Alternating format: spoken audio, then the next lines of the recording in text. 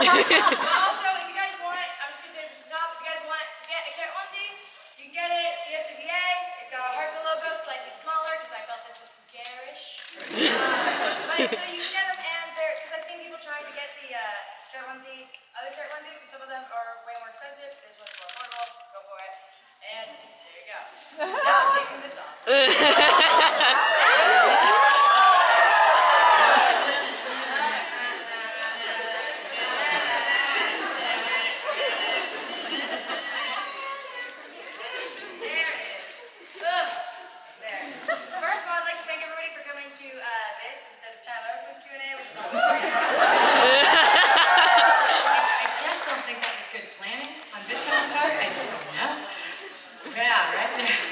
So thank you for coming. I'll try and make it as entertaining and interesting as possible.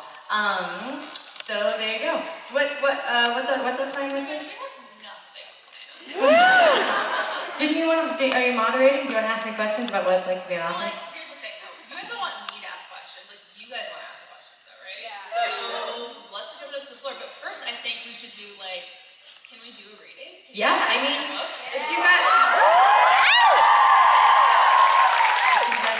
From the book. I just need my laptop. So. Yes, the bags. I was like. So yeah, should we do a reading of one of the chapters of the book, My Drunk Kitchen: A Guide to Eating, Drinking, and Going with Your Gut? Mouthful, that title. Oh, that's a pun. There you go. Nailed it. Yeah, that sounds great. I just need my laptop. Okay. We'll grab that. Okay, cool. Entertain people. So here's a joke I heard earlier. I don't have any. This VidCon's been going really well. Do you guys feel like, how many of you, this is your first VidCon? Whoa! Are you serious? Oh my goodness gracious, that is quite a few. Wow, this is my fourth. For those of you who are attending for the first time, is it different or exactly what you thought it would be? Different. Do you look around, you see people, and you're like, wait a minute, I didn't think that these would be the people that also like Tana? Or you're like, yeah, that's my peeps. Okay, great. No, we don't need to predict it. So that would be cool. Oh, it's okay. I know. Oh, no, I mean, yes, yeah. So I'll do a reading from the book, and then I was kind of thinking that this could be structured, framed in the way really about like the experience of writing a book for the first time. I don't know how many of you are like aspiring writers or authors or creative people in general, but it was a real learning experience for me in terms of taking on a project of that scale and then learning how to, prioritize timing, what is realistic in the execution of a day in terms of writing, how to force yourself to write, stuff like that. But I've never read aloud from the book before. I hope it sounds good. Let's do that. Yeah, how would you like summarize the book? Is it a cookbook? Is it a self-help book? Like, what is the book? What can they expect to buy? Well, I would say that it is one part. It's basically cooking. It's a cookbook, but it's a self-help parody book. So it's like a comedy satire self-help book, framed in the structure of a cookbook. So it's got recipes for self-doubt, recipes for coming out to your parents, like stuff like that. Like each section is framed in that way with an accompanying recipe that is not at all meant for actual human consumption. Remotely, a little bit, slightly. Do not eat anything from this book. However, though, actually, so in an upcoming episode of My Drunk Kitchen, soon to be released in the next month or so, I actually cooked with Jamie Oliver, which was amazing. Yeah. And he made the first recipe, which is called the Hart. Maybe I should, you can get that though. You guys can get the first recipe for the cookbook if you go to hannahhart.com/book and take your pre-order number and put it in, and then you'll immediately download the very first recipe. Has anybody read that yet? Has anybody seen it? Yes, yeah. Nice. Kids don't buy books. I'm telling you. Yes, we do. I don't know what I should read. What do you think? All of it. Just no. Start. It's very long. It's very long and dense. Number 17. Okay, great. Works for me. Right now, we're going to go to the 17th page, and we will read from there. I could also do like kitchen. Hey, I'm in that one. No, you're in the picture of that one. This is called.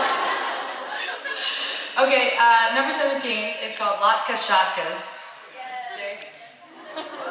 It's cute, right? You guys, do you see the PDF of her book? That's insane. We should project this. I know, but wait, that's all planning and foresight. Can you guys see there? So, oh yeah, Latkes Shatkes. That's me. Okay. Okay, so I'll read this recipe and then from there, I think I could read the prologue aloud. Come on, get to the point. Okay, sorry. Great. Okay, great. So each recipe starts with a quote. For those of you who've seen the Hart PDF, for instance, you know that the first quote that kind of introduces it, and this is the Hart and you can get the whole you can get the whole first chapter after buying the book. It says, the Hart if you don't know history, then you don't know anything. You're a leaf that doesn't know it is part of a tree. And that's a quote from Michael Crichton. And the quote is really meant to establish kind of what you're going to be learning about in this chapter. The Hart is all about taking your original idea and using history and past experience to kind of make it better than it was before. Latkes Shatkes, however, the quote is, "One more drink and I'll be under the host." And that is a quote by Mae West or Dorothy Parker. There's some debate about that online. So here's this recipe. It says, in the same way that can bake, which is a prior recipe, allows you to create without the intimidation of starting from scratch, a couple of Latkes Shatkes allow you to take a shot or two without the defeat of later blacking out. The chaser is simply intended as an analgesic to the aftermath of shot taking. Pro tip, common chasers include citrus, soda, beer, kisses, etc. But what if the chaser to a shot was actually intended to help with the night of drinking ahead? Now, as we all know, potatoes are an excellent coating for the tummy before, after, and during any night on the town. Thus, I'd like to present to you the genius behind a starch-based accompaniment to any form of drinking. This is what it sounds like in my head. Cocktail. And then each recipe comes with an accompanying cocktail and then the list of ingredients. Boop, boop, boop, boop. Hart.com/book. It's cheaper to pre-order, but it will be in stores. And you're gonna buy it once you see it in the store. You're gonna go into a store and you're gonna be like, whoa, I can actually own this? Okay, I'm gonna buy it. Hopefully, maybe. Hopefully. Cocktail. The cocktail is, let's just say you're taking a shot of vodka because this recipe is potato themed. Ingredients. Make a latke, or just use hash browns. Actually, frozen tater tots would work great for this. Plus, it's just way easier and involves substantially less danger. The ingredients usually actually have a list. This is just making jokes. Instructions. Heat your oven and bake your browns. Once they're cooked, squish them into tiny shot glasses. Find some little spoons. If you don't have any, then sprint to your local ice cream store and ask for a sample of every flavor. Leave those sample spoons. Get home and deny to everyone that you, in fact, licked all of these spoons. Force them to take shots and stop asking questions. Then bring some warm potato mush with a dollop of sour cream on top. Drink up and dig in. The life lesson, every chapter comes with an accompanying life lesson, is always have tiny spoons. You'll be amazed at how often you use them. Also, if you know what usually happens when you act a certain way, example, taking too many shots without eating, then you can prepare better in the beginning to avoid a reoccurring consequence. Plan before you puke. So this one's a real jokey one, but a lot of each section, it's divided into 4 parts. The first part is kitchen basics, and it opens with an essay kind of about my personal history and my relationship to food and growing up and that sort of thing. The second section is adultolescence, which is lessons for the amateur adult in surviving your adulthood. And it talks about 10 things alcohol does to your body, but comically, but also informatively.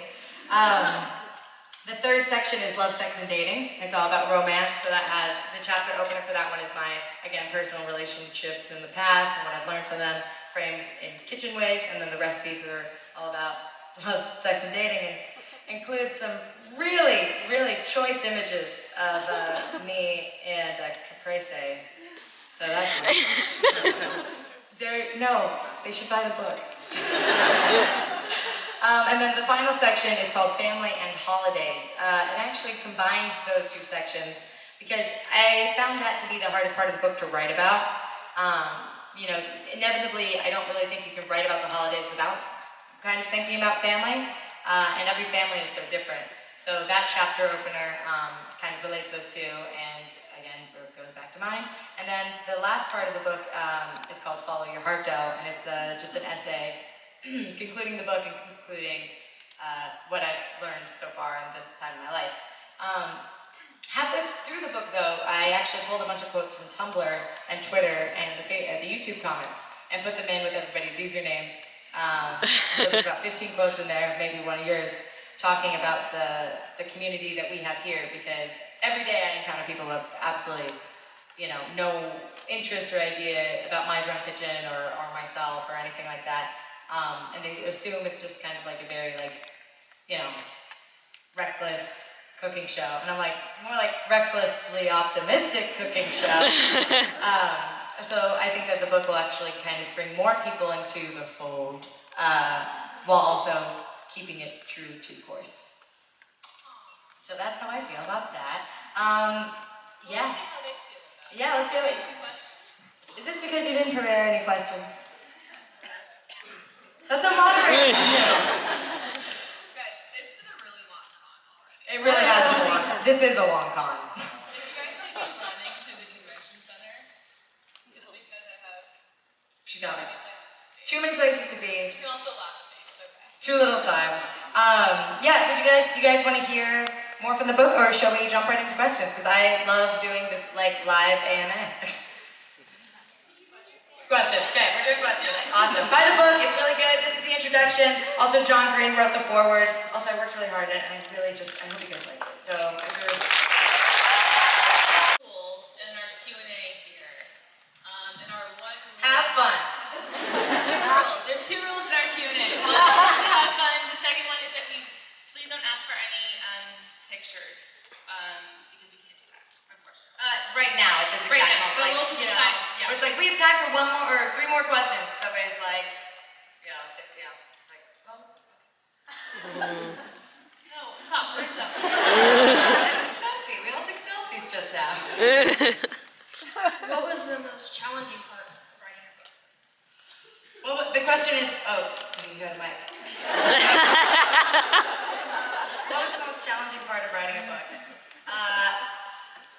It was difficult, because writing a book is more than writing a post. It's more than writing an email, you know, it's obviously, but I guess the most difficult part is that I'm the type of person who always wrote all my essays in one sitting, and that's not a good thing. And I just kind of like skated by on that. Like I'd be like, oh no, my essay's due in 4 hours, like my classes this morning. And I have that mentality still in a lot of ways, and it's such a hard habit to break. But you absolutely cannot write a 240-page book in one sitting. No matter how hard you try, you really can't. So the hardest part was accepting that. Oh. Yeah, time management. Hi. I'm Hannah. Nice to meet you. Nice to meet you, Maggie. So, being kind of an internet personality and like the way of the future kind of thing, and then the books being more, or writing a book more of like what's kind of, I mean, I don't think The book industry is dying. Yeah, the opposite. Part of the way to the future. I mean, want to like beat around the bush, but yeah.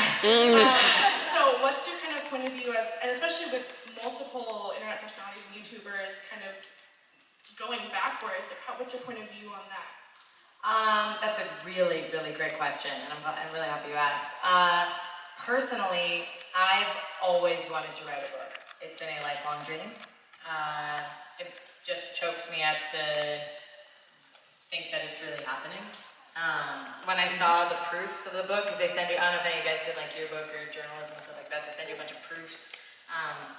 When I had like the thick stack of proofs on this, the quality of the paper is actually going to be seeing the way the images were actually going to look printed, and going through, honestly, I just was like, just happy tears. I was like, oh my God.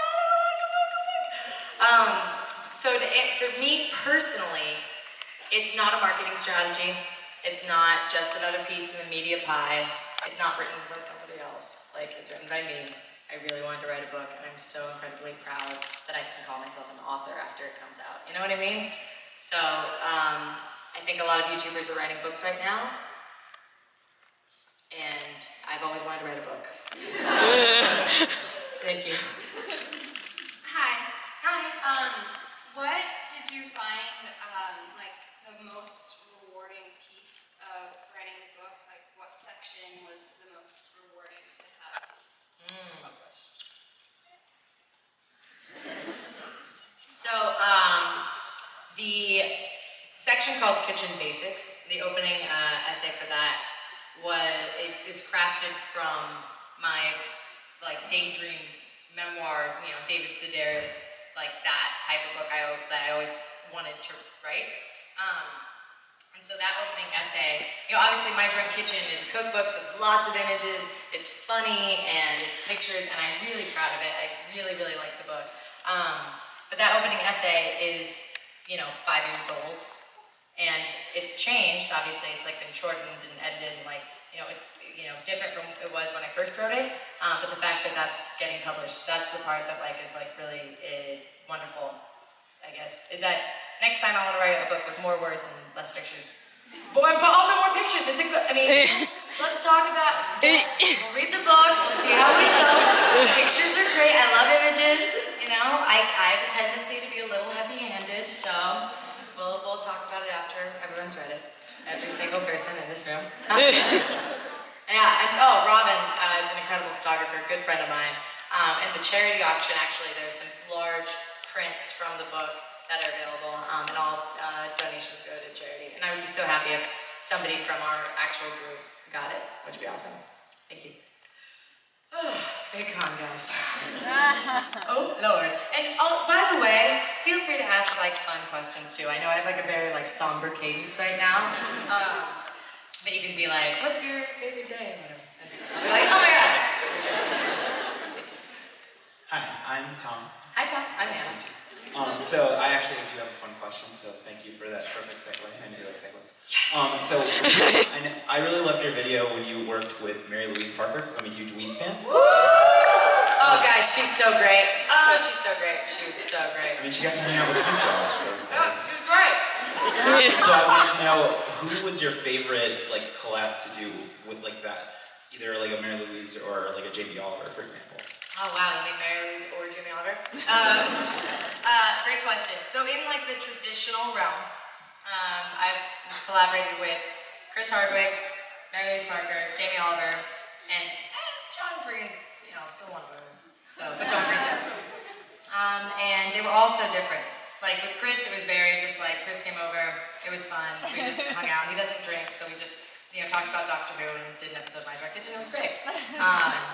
With Jamie Oliver, it was, we're gonna cook the first recipe, we're cooking the recipe from the first recipe in the book, which was really, really cool because he added a lot of like personality and flavor, and what he made was delicious.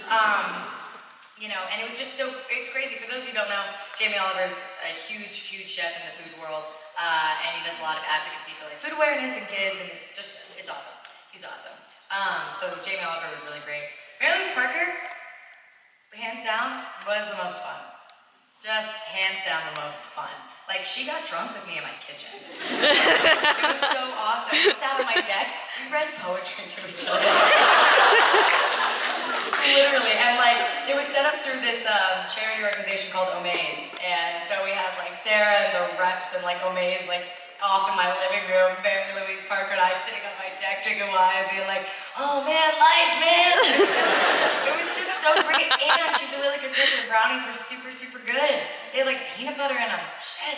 Wow. So I guess that one, yeah. It was awesome. Hey girl.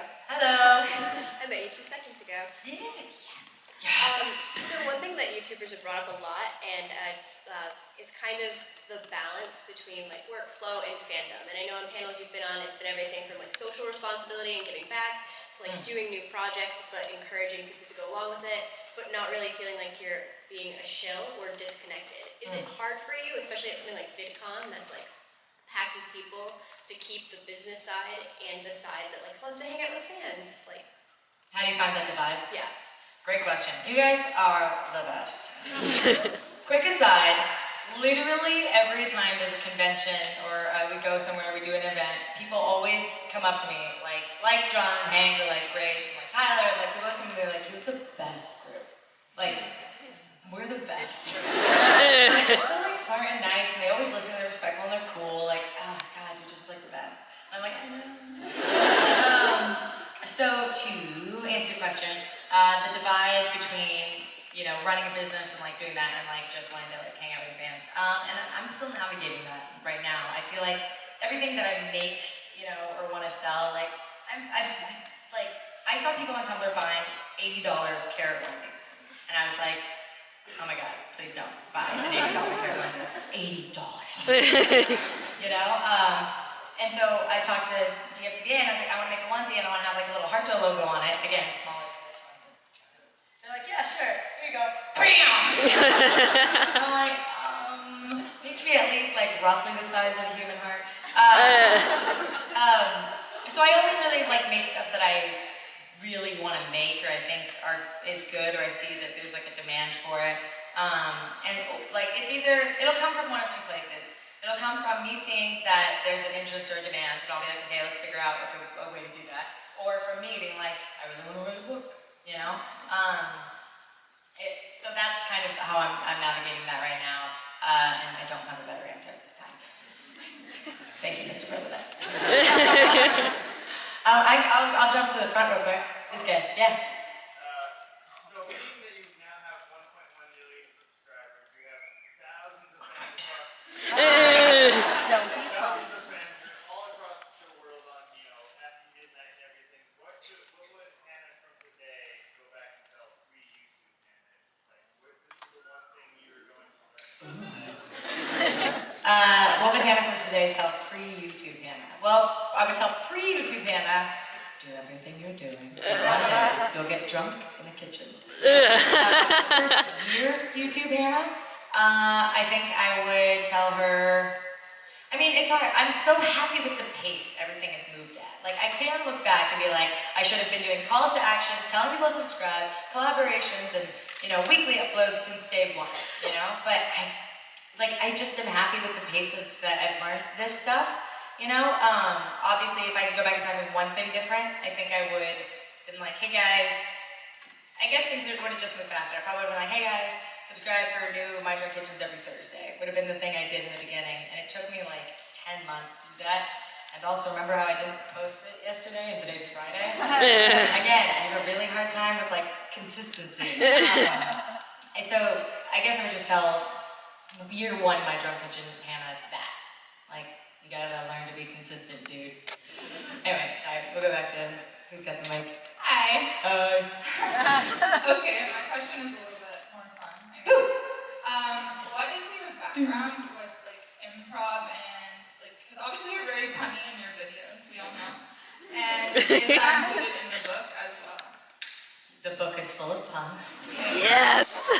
The book is very pun heavy. What's my background in improv comedy? I got in trouble in my classes a lot as a kid for talking. And I was like, you know what's so frustrating? It's like, I remember being in elementary school and a teacher being like, blah, blah, blah, the Romans did this, or, you know, like talking about something. And I turn to my friend and be like, why would the Romans do that? Like, think about it. And they'd be like, you're distracting. I'm like, no, I'm engaging. Like, I would always get in trouble for talking during class, and I'd be like, we're literally talking about what we're talking about.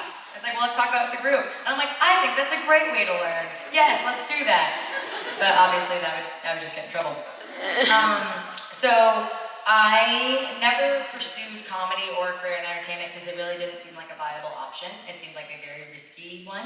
I can honestly say I always wished, like, obviously, like, being a performer or making jokes or working in entertainment was like a daydream. Like, I wanted to do that, but I didn't want it so bad that I pursued it, you know, over, like, making money and, like, having a job and, like, having stability, you know? And also people that put themselves out there, like stand-up comedians or aspiring improv actors and stuff like that, they just have to deal with, like, so much like disappointment, and like that sucks, you know? So that was a risk I never wanted to take. I was like, I'll be happy, life is good, you know? So my background started with the first No Filter show, and me and Marie and Grace have been really kind to me about like learning how to improvise on stage and like do that stuff. Other than that, it was talent shows in elementary school. I hosted one. It was great. And middle school and high school. So that's my background with that. And this noise. That's my new favorite thing to do. I don't know why. So annoying.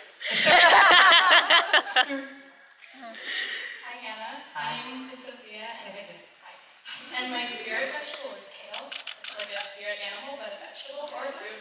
Do you have one? Oh my god.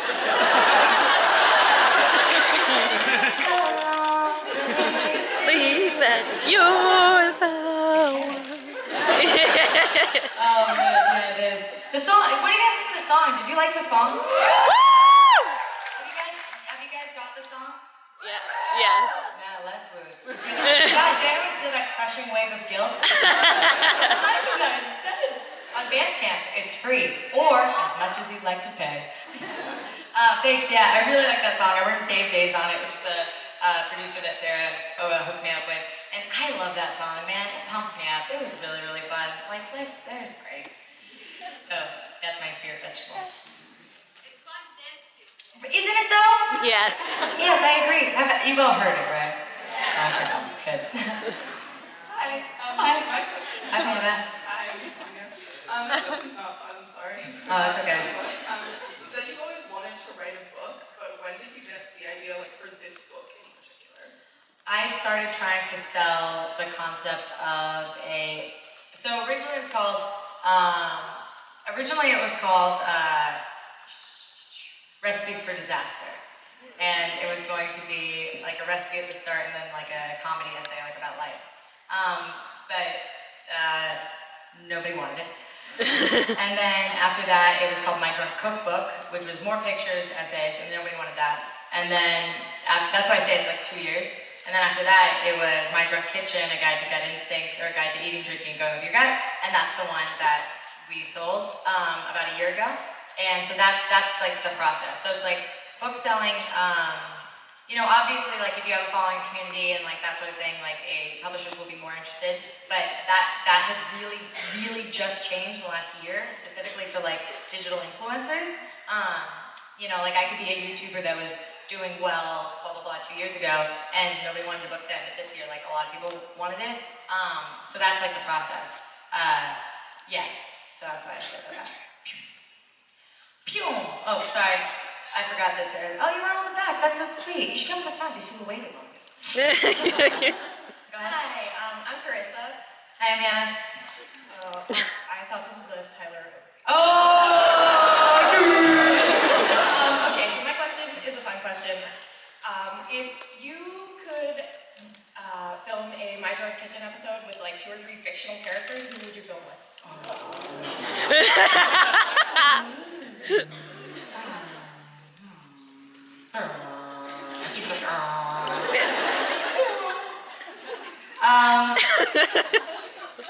They were hurt. If I could film with 2 or 3 fictional characters, who would I film with? Shit! I just figured out, I mean, I do one with Sailor Moon. I do one with the Doctor, yeah, but I'm trying to pick which Doctor. Yeah, I'm not even gonna get into that. And one more, I would cook, who would I cook with? Oh man, I read so much non-fiction, you know? Sorry, I'm really marinating in this question. Who do you guys want to see? Who would be a fun one? Huh? Holden Caulfield? Yeah, that might be kind of dead. Anybody else? What's another good fictional character? Ron Weasley. Oh, Harry Potter. God. Every time I take a Harry Potter test, I always get Hufflepuff. And I'm like, people. Yeah, I guess. No, Dumbledore. I would totally. Yes! Oh my God. He's Because you know that like when Dumbledore gets drunk, you know he gets fabulous. Dumbledore would be such a wonderful queen. I'm there. Done. How do we make that happen? Alright, cool. I want to, there's a lot of people, oh, go ahead. Hi. So I like music a lot and kind of writing music, and I love both your songs, You're the Onesie and She's Pleasing Me. I actually play that a lot when I go to kids, and all the kids love it and tell me to play it 20 times. So that's fun. But I'm just like wondering, how do you like write music, especially incorporate the puns? Because I feel like that's so hard. That's a great question. I come up with stuff in the shower, I guess, honestly. Like, I don't, you know, like writing music when, like with Show Me Where Your Mom's At, right? Yeah, Show Me Where Your Mom's At, that one. Yeah, Where Your Mom's At. I get videos of like little babies dancing to it, it's so cute. With Show Me Where Your Mom's At, that was a really collaborative process between me and Songs to Wear Pants to, Andrew Wong, who's amazing, and like such a genius. And then with You're the Onesie, that was with Dave Days. And so yeah, so here's how I come up with music, is I usually come up with like the hook first, or the chorus. Like with You're the Onesie or with She's Pleasing Me, it's just always like, it's like, you're the onesie for me. And I was like, and you just do that like 3 or 4 times, and then like the melody, it's like, I think what comes before the lyrics. Like I'll just say gibberish, like it would be like, books so tongs for me to wow. And then after I have the melody that I know I like, that's when I'll go back and start putting like the lyrics that are gonna stick. You know what I mean? Like it'll literally like, with She's Pleasing Me, it was like, my friends say I'm writing this song. Right now I'm writing this song. You know what I mean? And then you put words in.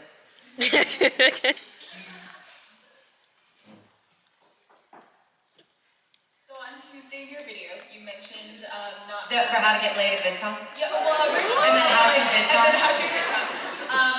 Yeah, I titled it, here's exactly what happened. I'll do a quick aside. So I called the video How to Get Laid at Vidcon, because it was about wearing deodorant and smelling nice, which I feel like had a real effect on the whole conference. No, it's like tips and tricks and da-da-da-da. And then in the comment section, somebody brought up a good point. They're like, we don't want to repeat of last year. And they referenced an article that was like, guys picking up girls at VidCon, but that like as a prank video, and like how that wasn't well received, and how they're now banned from VidCon conferences. And so I was like, wow, that's a really good point, dude. And I changed the title to How to VidCon. Anyway, that's that story. On another note from that, you mentioned not bringing large gifts for people who aren't local, but how you would take even a large, like, giant banana home. And I just looked under your chair. Yes! Yes!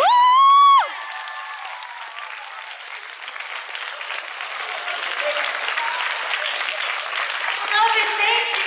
Give you a hug.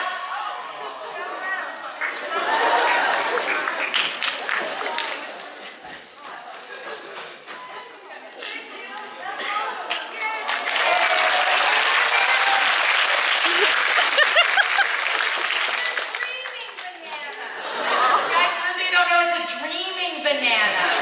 For cuddling. That's so great, because I totally sleep on my side, and this will be cuddled by me. That's so cool. I'm so happy. Oh my god, I want to show you a picture from the book. Okay. Maybe we can do our selfie with this? Do you guys want to do a selfie? Not right now at the end. Why?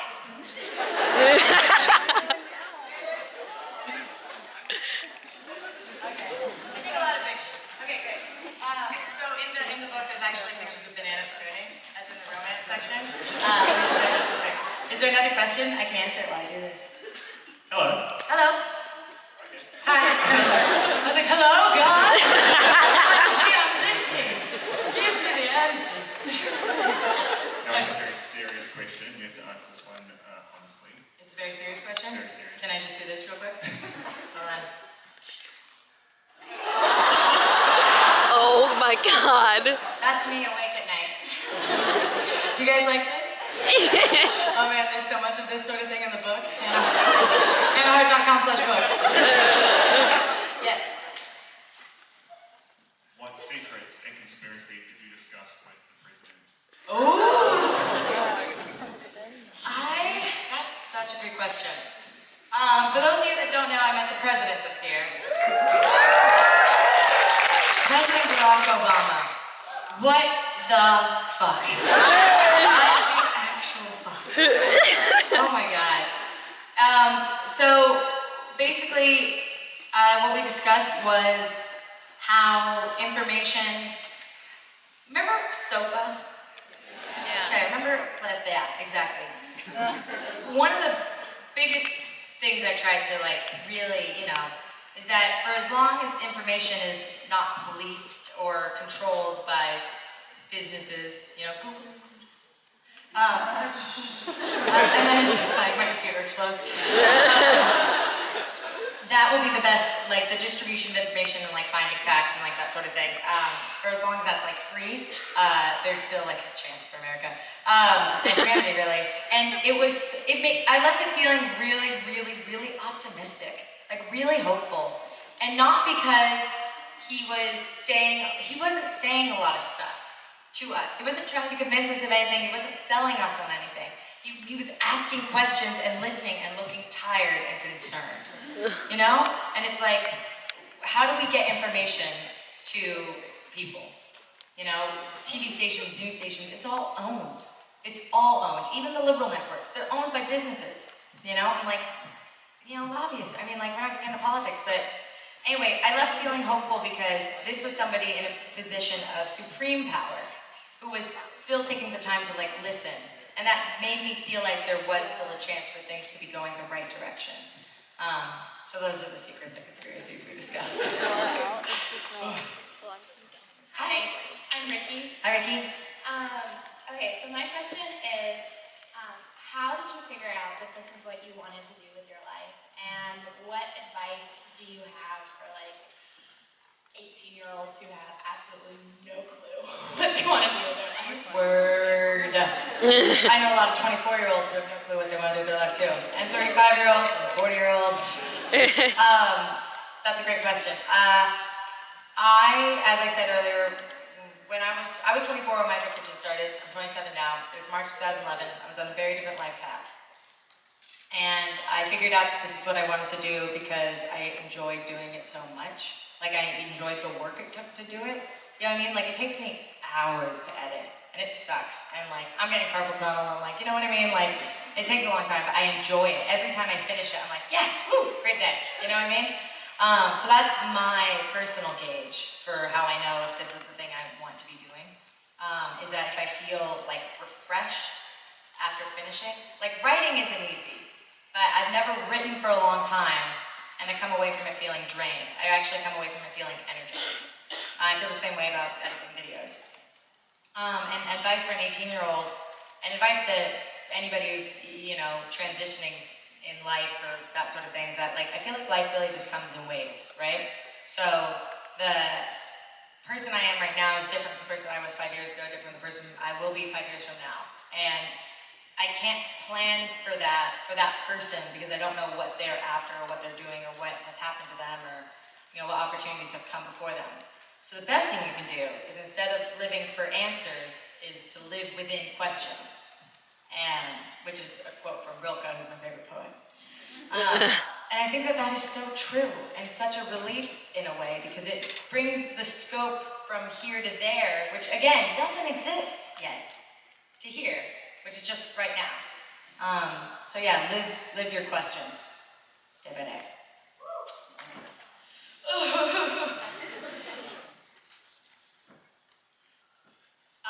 My question is, actually kind of three parts. A, how are you so awesome? Oh, I'm not. You are. B is, what originally inspired you to start My Drum Kitchen, and what inspires you now? Ooh, good question. My Drum Kitchen started as a joke for a friend. I was living in New York. I moved from San Francisco. I made a video for my friend Hannah Gelb, who was like, feeling kind of bummed. And I just made it as a joke, and it was really fun and great. And then what inspires me now? Literally, please forgive me for saying this, because it's gonna sound so cheesy. You guys, straight up, 100%. Like, I can't, it just is so, like, I will secretly stalk people, and like, it just is, I don't know, it's really great. I have notes from phone calls I took when I was doing the campaign, and the people who did like the 30-minute phone call perk were all really interesting people. You know, like, so yeah, you guys, like it's you guys. Oh, Jesus.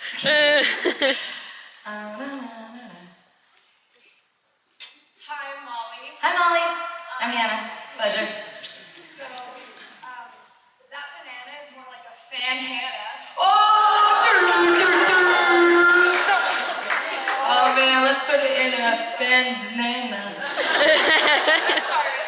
And also, thank you for putting me on your Instagram because I was at the Kia thing last night and. Oh, we took our selfie. Yeah, I know. Okay, great. You look great. I know. Yeah. I know. Yeah. Healthy confidence. That's good. And then you told me to ask, me specifically, Yeah. told me to ask a question. What's it like to having this part of your head shaved? Ooh, you are such a good listener, first of all. Yeah, remember I was like this part. I am so happy with this whole thing going on, guys. I've always had, ooh, this is a real hair tip. So, I always hesitate about doing like actual like, you know, like I'm not like a beauty guru or anything, but I do have some like tips and tricks that I've learned. Here's a real hair tip. I have always had incredibly thick hair. And it's always turned into a giant bubble around my head, or a giant triangle going down my head, or it's been like when I was a kid, it was just like a big mat, you know? It's like, it's, you know, fine, but there's so much of it. So I got my hair cut one time, and it wasn't even the style thing. It was like my hair was like this, but oh my god. And that has been, so if you have really thick, seemingly unmanageable hair, just shave out the bottom of it or something. And then it will be a lot easier to manage. And I'm just like, I'm just so happy now. What? That is not a real That's a real tip! How is that not a real tip? not tell people to shave out chunks of their hair. Excuse me, if Grace Helbig can show people to cut their own bang.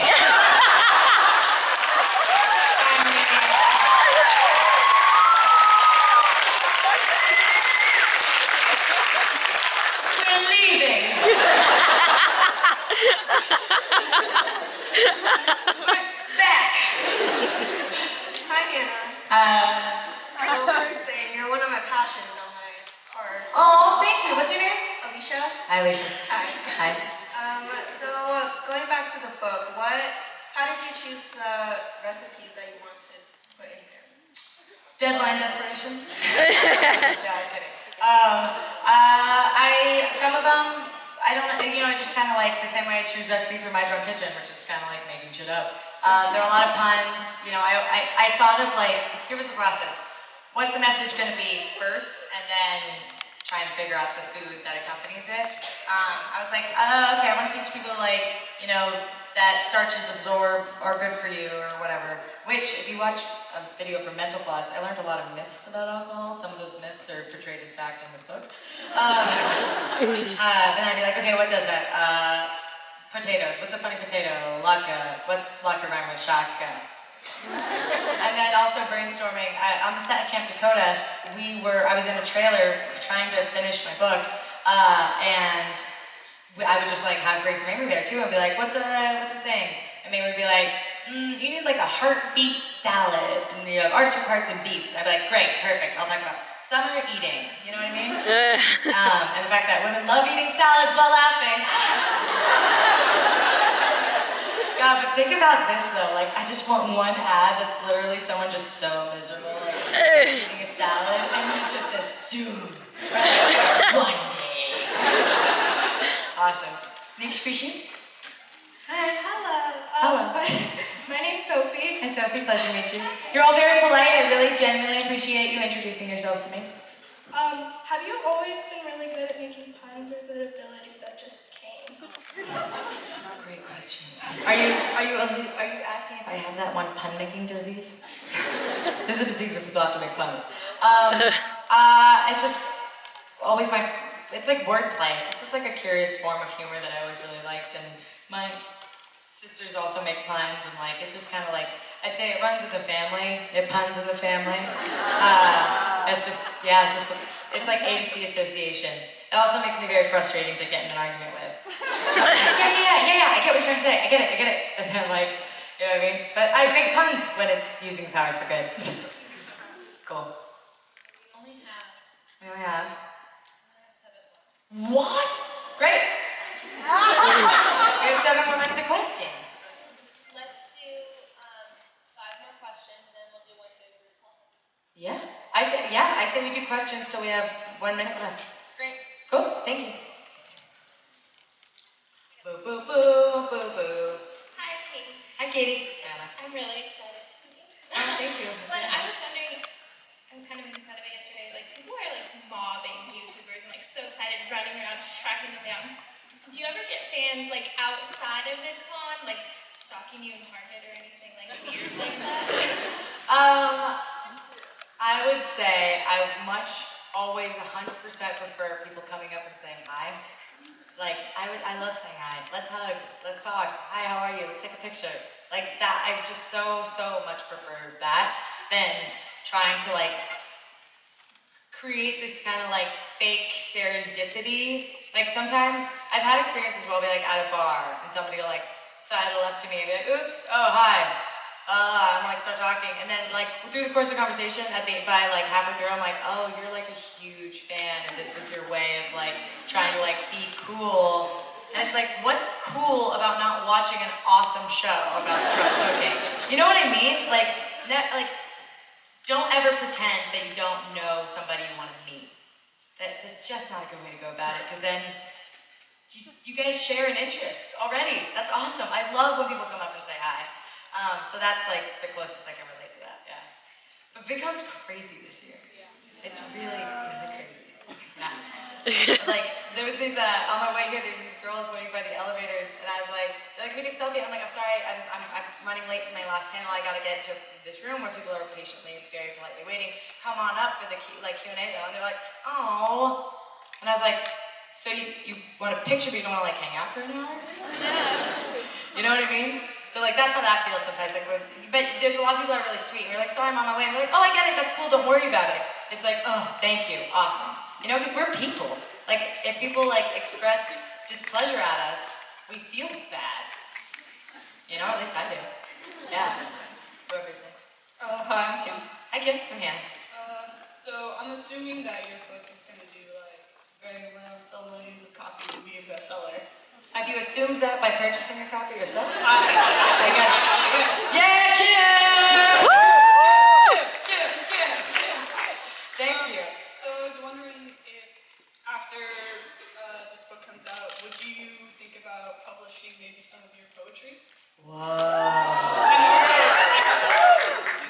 Oh, thank you. You can give it to Sarah. Thank you. Awesome. Wow. Kim, my poetry is terrible. I would not do that to you. You guys don't want that. Thank you. Yeah, I don't know. Maybe if I become a better poet, you know? I wouldn't say no because maybe, you know? I mean, like, when I'm 50, I'm probably gonna be doing some real, like, hippy-dippy shit, you guys. I'll be like, hey, everybody, I got a folk album. I'm wearing my Birkenstocks and my North Face jacket. Can't wait. So maybe, yeah. Hi. Hi, cute shirt, Captain Connor. I came all the way from India to meet you. All the way from India to meet just me? You and Grace and Oh my god! Yeah. Thank you. Hi. My question is, like you with YouTube and stuff, a lot of you guys get to travel a lot around the world for like work and stuff. So where are you most excited to go? Like where would you want to go for maybe an event or just generally like with your... Well, now India. You're like, thank you. Yes. Where are you from in India? Mumbai. Mumbai? Okay, cool. Cool. Where do I want to go? I don't know. I'm really enjoying being at home right now, to be totally honest. Like I've been traveling a lot, and I think it's detracted a little bit from being able to like, sink my teeth into like what's next and like that sort of thing. Like last year was like tour and movie and book all at once, and like I felt like I could really give like, you know, it's not good to spread yourself so thin, you know, because I don't want to be a mile wide and an inch deep. I really don't, you know. I'd rather just do things like like what's the rush, you know. So I don't know. I've always wanted to go to Iceland though. In general, yeah. But right now I'm enjoying it from home. Thanks. Oh, hi. Hello. I'm Millie, and I'm so really nervous. Oh, hi, Millie. Millie for Willie? Yeah, I'm nervous for that one. Oh, yeah. She gives as good as she gets. I was wondering, if you're in my drunk kitchen, is there a point where you're like, I'm finally drunk enough for this? Or is it like when do you decide you're like, I've hit the point where I can now cook, or breathalyzer, or like, do you just... That would be fun. Oh, shit. That's really funny. I'm glad you brought this up. I'm going to use this to kind of like say this statement, which is that I get people coming up to me being like, you don't seem that drunk, blah, blah, blah. And I'm like, I am exactly as drunk as I ever seem. Like, you know what I mean? It's a spectrum. Like if I seem like maybe I've just had a couple of drinks, yes, maybe I've just had a couple of drinks. If I seem like I'm like wasted, yes, I am wasted. You know what I mean? It's not like there's some like, it's not like drunk is a singular defining term, you know? So in terms of when to start cooking, after I feel like I've gotten like the first part of the video, you know, like honestly I spend probably 20 minutes doing the first 30 seconds. Like just over and over and over again. Like trying to figure out like how that is, and then I start cooking. And that part always takes like not that long at all. Like maybe an hour. It's a really not well structured show. Okay guys, we have 1 minute left according to our beautiful, beautiful VidCon people. So that kind of actually makes you the last question. Yeah, hi, I'm Isabella. Hi Isabella. My question is, what is the worst thing you've ever made? What's the worst thing I've ever made? Oh, on that tour stew. Yeah.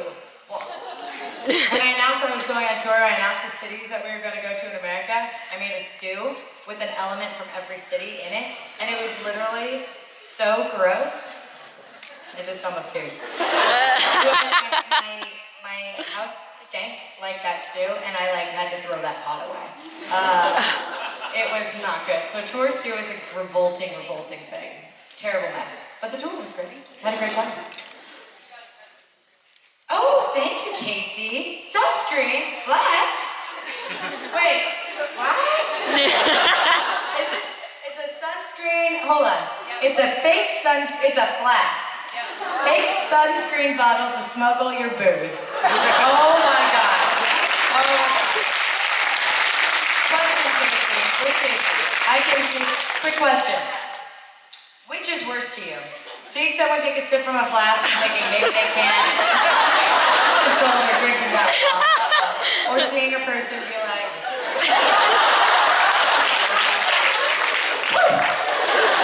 no? But I have to say this is hilarious and genius. Thank you so much. Thank you. I really, guys, my people. My people. I got like books of poetry. I'm like,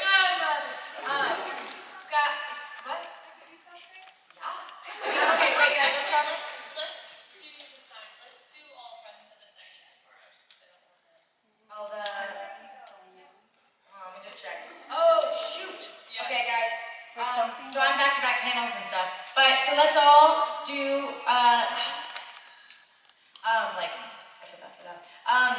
maybe we can do... Let's just try to do one big group selfie, right? Or you can do one with this group and then one with this group really quickly. Yeah. And then we'll see if you guys It's okay, we love you. I'm sorry. It's so big. There's 18,000 people here, guys. Isn't that insane? Hi, Tumblr girls! Woo! I did it in an accent, too. I actually think Sarah's right. In terms of gift signing's best, just because we don't have our like bags with us and stuff like that. And I'm back-to-back until 7, so I would have to be taking everything around all day, which is fine by me. But yeah, I need to say it was signing, and let's do a group selfie, and thank you.